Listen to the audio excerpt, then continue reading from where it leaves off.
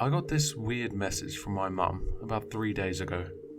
She deleted it shortly after, but I could still read it in the push notification I got. I'll summarize. There's something seriously wrong with your dad. When I talk to him now, all he does is stare at me. It's like this person isn't even him. He does all of the things your dad would normally do, but there's just something off about him. Come over, please. I'm really freaked out. I was concerned for my dad, so I messaged her back. Take him to the ER, I said. It had only been a few hours, but she didn't respond. He's been dealing with some serious mental health issues, but he refuses to go and see someone. Needless to say, I went over that night after sending her a hasty text alerting her that I would be swinging by. My sister opened the door when I got there. She never opens the door, and there was something strange about her face. She looked depressed, like extremely depressed. Those kind of issues run in our family, but I had never seen her like that. She stepped aside as I walked in without saying anything. My mother was sitting on the couch playing Skyrim. She looked at me for a moment and then went back to what she was doing. I looked at my sister, who had to have seen the confusion on my face. She just nodded at me and sighed loudly. Kara? I said to my sister. What the hell? Something was seriously wrong. The hairs all over my body were standing up, and an uneasy feeling settled in my stomach. They've been like this since I got home from work, she said. Her voice was weirdly monotone. What the fuck was going on? Mum, I called. Her gaze shifted over to me again, the same uncaring way she had looked at me before, and then her eyes slid back to the screen once more. Kara sighed slowly. She looked so weird, and I couldn't put my finger on what was wrong. To be fair, I hadn't seen them in a very long time, since my dad has been very anal about quarantining. I gave Kara a look again, and she just shrugged. I moved towards my dad's office. He was the reason I came after all, but a sinking feeling dragged me down the closer I got.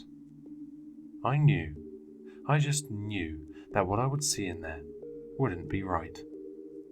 I could hear a soft scratching behind the door, and something suddenly dawned on me. The dog. My mum had a very friendly dog that was practically attached to her, and it was strange she wasn't jumping on me. My veins ran cold. I couldn't open the door. Dad! Dad! I was practically whimpering, but I knew under normal circumstances that he would have heard me. The only response I got was louder scratching. That's new, Kara said behind me, and I practically jumped out of my skin. Her eyes were glossy. Despite my terror at what was happening to her, I played it off. Jesus, Kara, you trying to make me piss my pants? I yelled. She just looked at me, deadpan, and sighed. I'm scared to go in there for some reason, she said. For the first time all night there was a hint of emotion in her voice. It was shaky. The frown on her was deep and scared. She was hardly scared of anything. She was the younger sister, but she was always the one protecting me. I didn't know what to do. Something evil was behind that door. I could just feel it rolling across the carpet from within. Kara was breathing hard next to me. Maybe we should just not, she squeaked.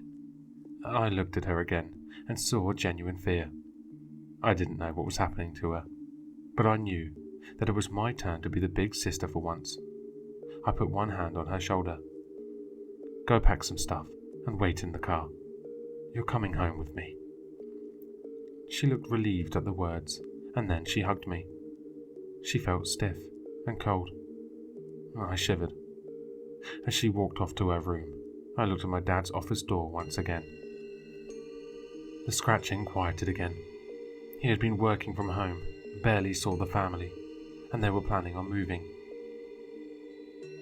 I stepped forward as cold sweat dripped down my stomach My hand touched the knob.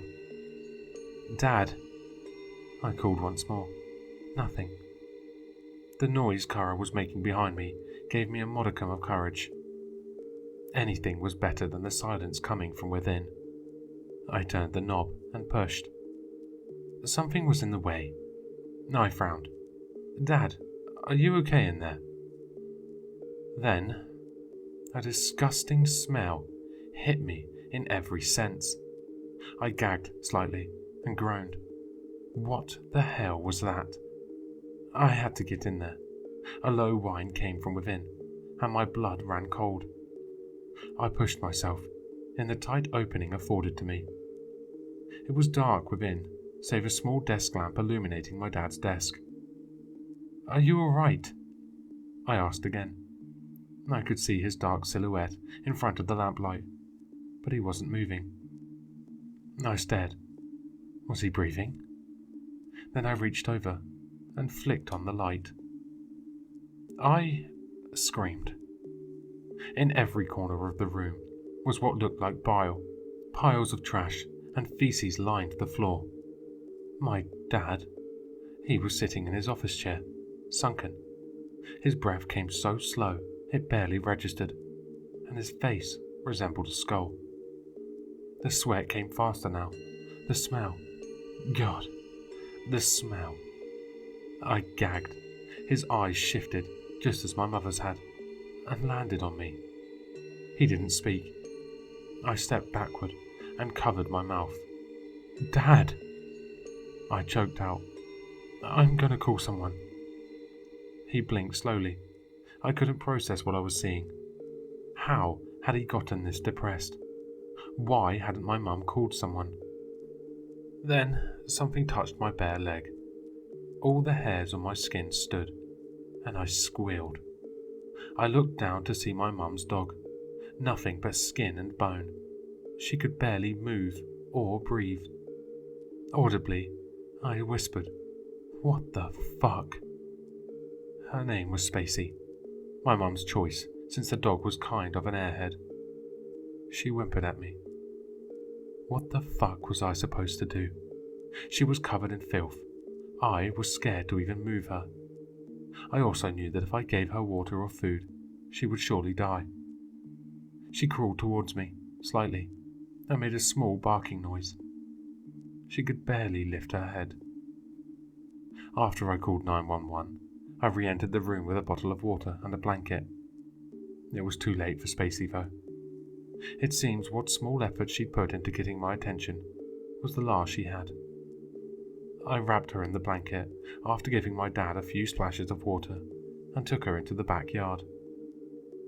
The police and an ambulance arrived and my sister sitting in my car waiting. My mum still playing her game.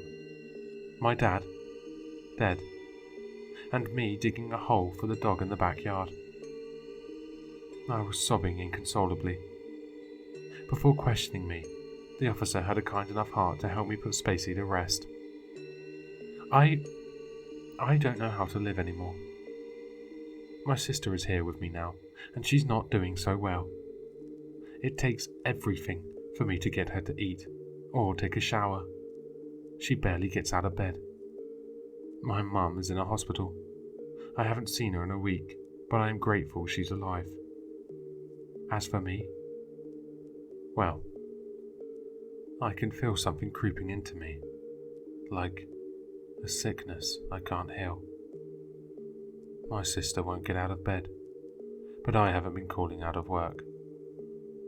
I think whatever happened to my dad is happening to all of us. I feel sluggish and sad. Does anything matter? Did anything ever matter?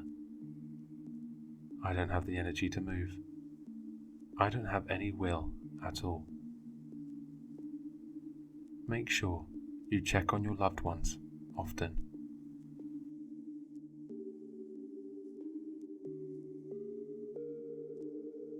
Hello listeners, if you enjoyed this story, please check out the author in the description.